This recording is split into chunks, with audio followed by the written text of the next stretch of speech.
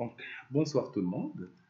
On commence le cours d'aujourd'hui avec une toute petite explication qui concerne l'ajustement. La dernière fois, bien sûr, on a travaillé sur l'ajustement et on a très bien compris le concept. Mais allons-y, loin de notre plan un peu, je clique et j'insère une toute petite ligne, sachant très bien que je suis en mode ortho. Pour l'information une autre fois, pour activer le mode ortho, c'est avec le raccourci F8 ou bien manuellement, on clique sur le mode ortho. On le désactive, on l'active. Soit disant que je veux créer une droite ou bien une ligne de 200. C'est bon.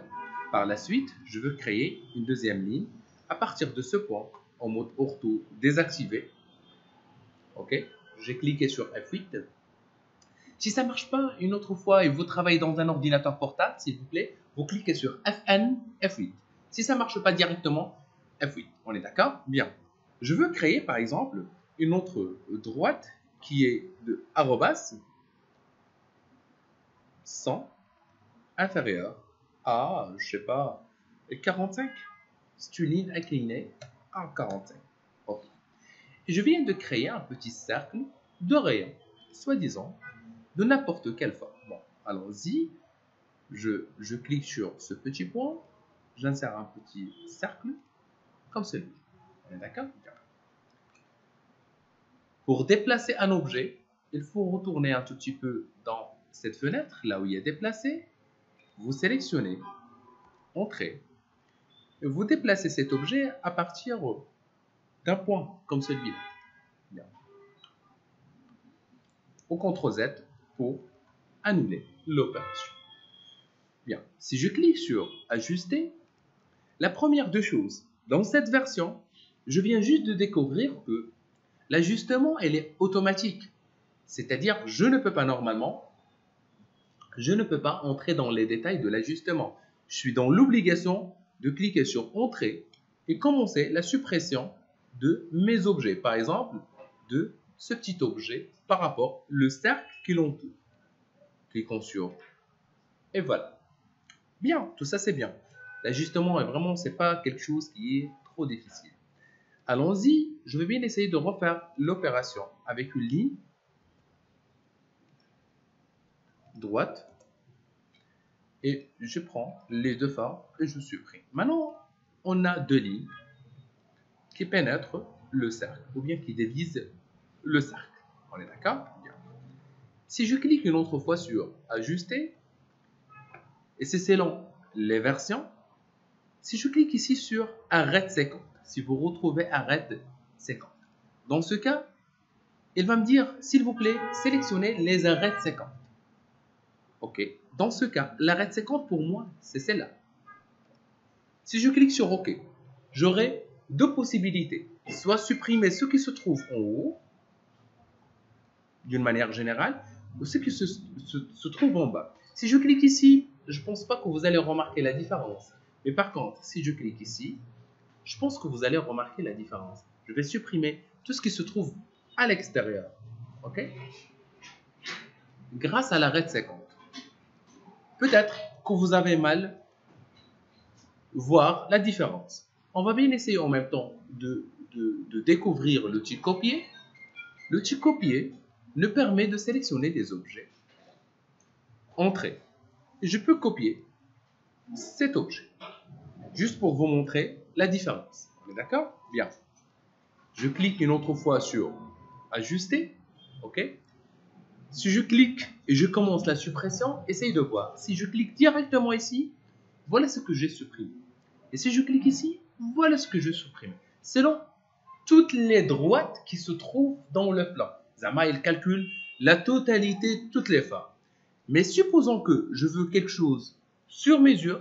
Dans ce cas, si je clique sur Ajuster, je vais cliquer sur Arrête séquence. Elle est en bas. Et dans ce cas, je vais spécialiser, par exemple, cette ligne autant que Arrête séquence. Ou l'autre autant que Arrête séquence.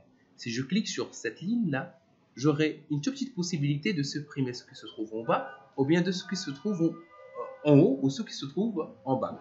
Si je clique ici, par exemple, je clique sur OK. C'est-à-dire, quand je clique maintenant, je vais supprimer tout ce qui se trouve au haut de ce cercle. Comme ça. Il y a une grande différence entre Ça va, c'est bon? Bien. Tout ce qui concerne, bien sûr, les ajustements. Allons-y. Si je vous demande, s'il vous plaît, de réaliser ce petit plan, il est vraiment facile à faire. Je clique sur Line. Je commence avec une petite activation de mode ortho. Je sais que j'ai 144 à droite vers 102,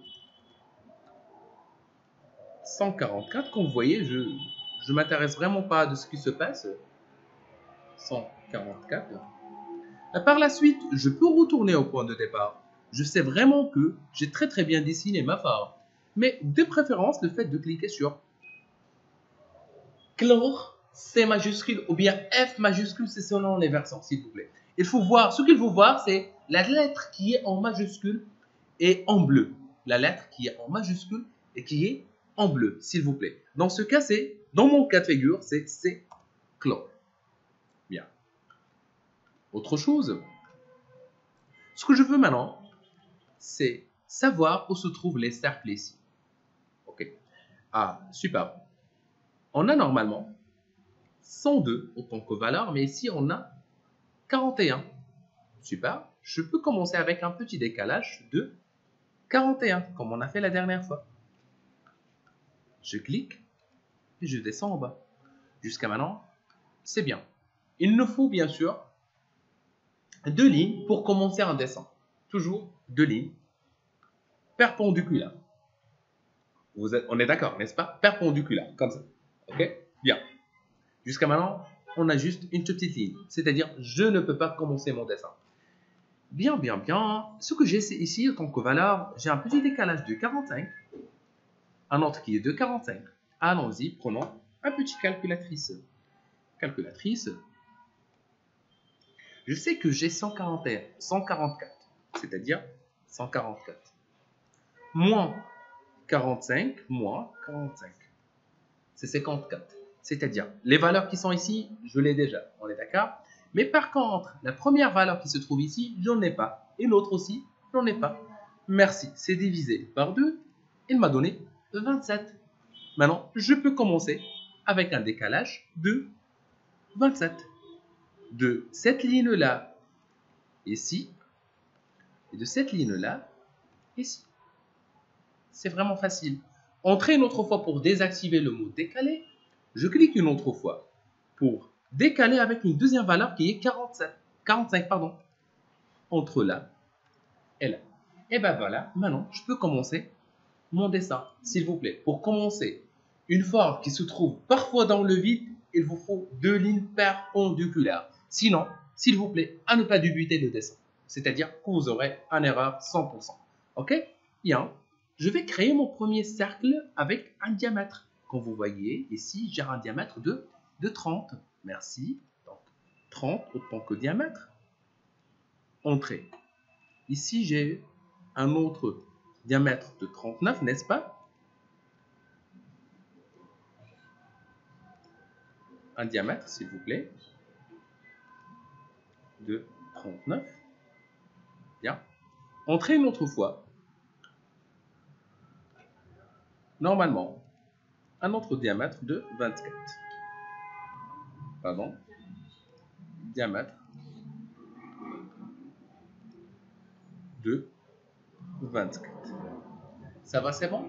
L'autre cercle, ça m'intéresse vraiment pas parce que je peux facilement savoir son rayon ou bien son diamètre en cliquant sur, s'il vous plaît, annoter. Une fois on clique sur annoter, c'est le troisième menu.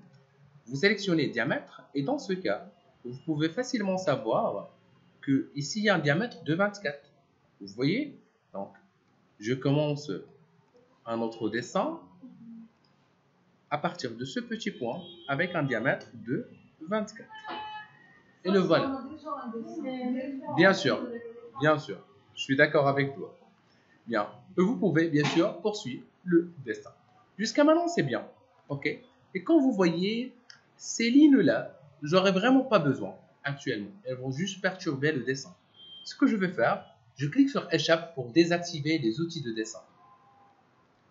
Je clique je réalise une petite sélection, comme on a déjà vu, et je supprime définitivement les lignes.